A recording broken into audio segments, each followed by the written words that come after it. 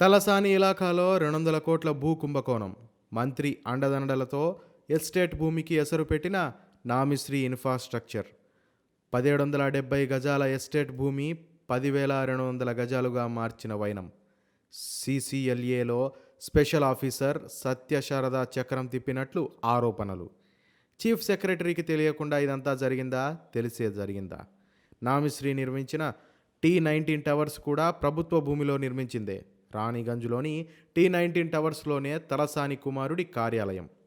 భారీ అక్రమ వ్యవహారంపై ఈడీ దృష్టి సారించాలంటున్న స్థానికులు.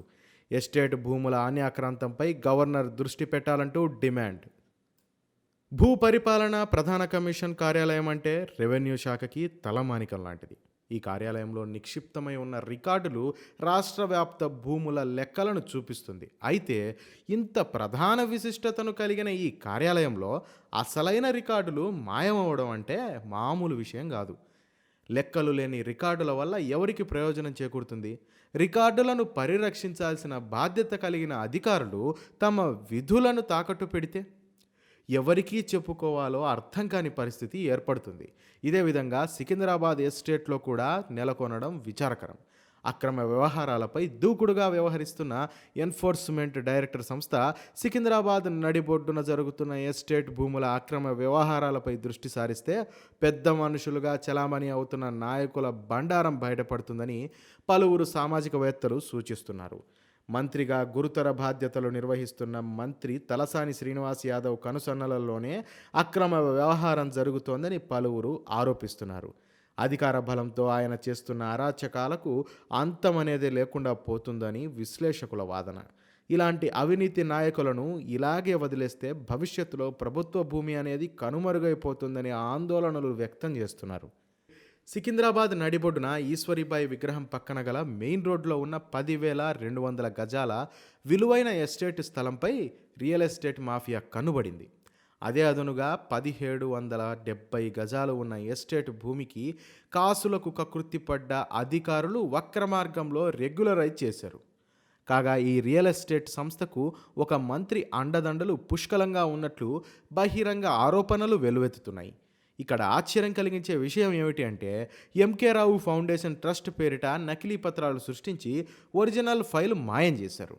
సాక్షాత్తు భూ పరిపాలన ప్రధాన కమిషన్ కార్యాలయం, ఎస్టేట్ కార్యాలయం చోట్ల ఒకేసారి ఒరిజినల్ ఫైల్ మాయమైంది అంటూ అధికారులు ఇచ్చిన రిపోర్టు వింతగా గోచరిస్తోంది. కాగా లీజ్ కాల వ్యవధి అయిపోయిన భూములను తిరిగి స్వాధీనం చేసుకోవాల్సిన అధికారులు కబ్జాదారులతో భారీ ఎత్తున ముడుపులు తీసుకొని ఎస్టేటు సీసీఎల్ఏ అధికారులు అక్రమాలకు తెగబడినారనే వాదనలు వినిపిస్తున్నాయి.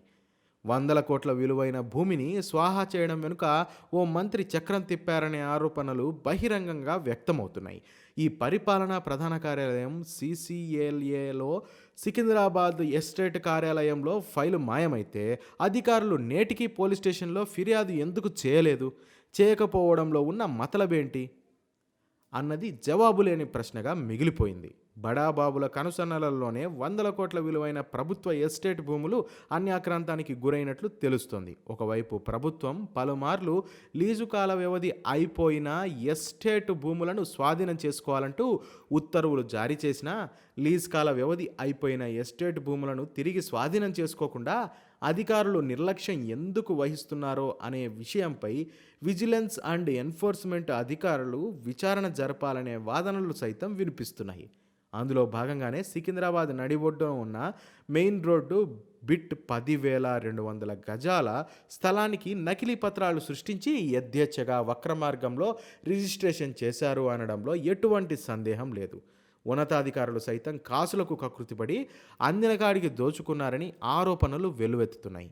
ఇదే అదునుగా భావించిన రియల్ ఎస్టేట్ మాఫియా ఎం కిషన్ రావు పేరుతో పక్కా ప్రణాళికతో కాజేశారని గుసగుసలు వినిపిస్తున్నాయి. Kishan Rao foundation charitable trust పేరుతో 2,730 గజాల భూమి ఉన్నదని, అందులో నుంచి సుమారు 950 గజాల భూమి రోడ్డు వైండింగ్లో పోయినట్లు అధికారులు ఇదివరకే స్పష్టం చేశారు. ఎస్టేట్ అధికారులు చూపించిన రికార్డుల ప్రకారం 1,770 గజాల భూమి ఉన్నట్లు రికార్డులలో ఉంది. ఈ భూమి కూడా ఎస్టేట్ నిబంధనలను ఉల్లంఘించి 1955లోనే వేరే వ్యక్తికి అమ్ముకుని సొమ్ము చేసుకున్నట్లు అధికారులు ఇచ్చిన నోటీసులో పేర్కొన్నారు. ఇక్కడ లీజు నిబంధనలు ఉల్లంఘించారు కనుక కొనుగోలు చేసిన వ్యక్తులకు రెగ్యులరైజ్ చేయడానికి వీలు లేదని లీజు నిబంధనల్లో చాలా స్పష్టంగా ఉంది. ఇదే కాకుండా లీజ్ కాలం అయిపోవడంతో ఈ భూమిని ఎస్టేట్ అధికారులు తిరిగి స్వాధీనం చేసుకోవాలని నాటి అధికారులు ఇచ్చిన ఉత్తర్వులలో పేర్కొన్నారు. సదరు భూమికి బోగస్ పత్రాలు సృష్టించి త్రిషా ఇన్ఫ్రాటెక్ డెవలప్మెంట్ అగ్రిమెంట్తో పాటు జనరల్ పవర్ ఆఫ్ అటార్నిటీ రిజిస్ట్రేషన్ చేశారు. మున్సిపల్ కార్యాలయంలో సిటీ ప్లానర్గా పనిచేసిన కె ఉమాదేవితో లోపాయికారి ఒప్పందం చేసుకొని వక్రమార్గంలో అనుమతులు పొందారనే ఆరోపణలు సైతం లేకపోలేదు. భూ కబ్జాదారులతో ములాఖత్ అయ్యి లీజు నిబంధనలను తుంగలో తొక్కి ఎం కిషన్ రావు ఫౌండేషన్కు ట్రస్టీగా వ్యవహరిస్తున్న కిషన్ రావుకు కేవలం 1770 గజాలను ఫ్రీ హోల్డ్గా చేసినట్లు ఎస్టేట్ కార్యాలయ అధికారి శ్రీధర్ రెడ్డి తెలిపాడు. ఈ భూ కుంభకోణంలో భూ పరిపాలనా ప్రధాన కమిషనర్ హస్తం ఉంది అనే అనుమానాలు బలపడుతున్నాయి.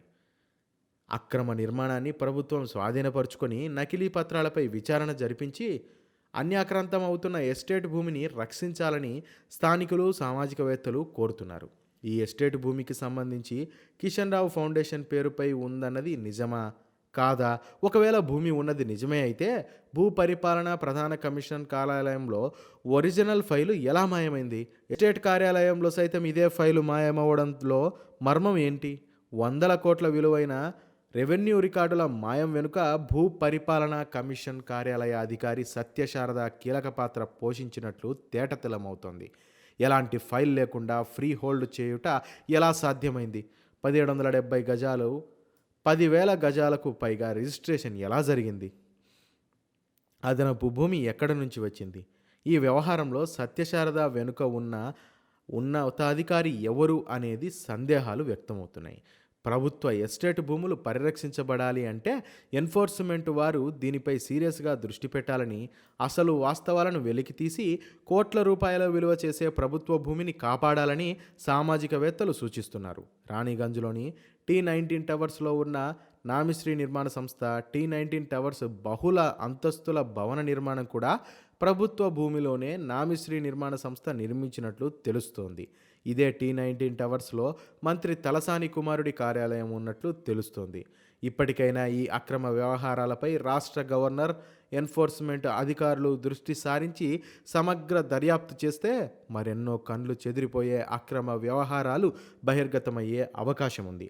ఎస్టేట్ భూములను ప్రభుత్వ చెంతకు చేరకుండా బినామీల ద్వారా అక్రమ నిర్మాణాలు నిర్మించి కోట్లు కొల్లగొడుతున్న నాయకుల వ్యవహారాలపై మరో కథనం ద్వారా వెలుగులోకి తేనుంది ఆదాబ్ హైదరాబాద్. మా అక్షరం అవినీతిపై అస్త్రం.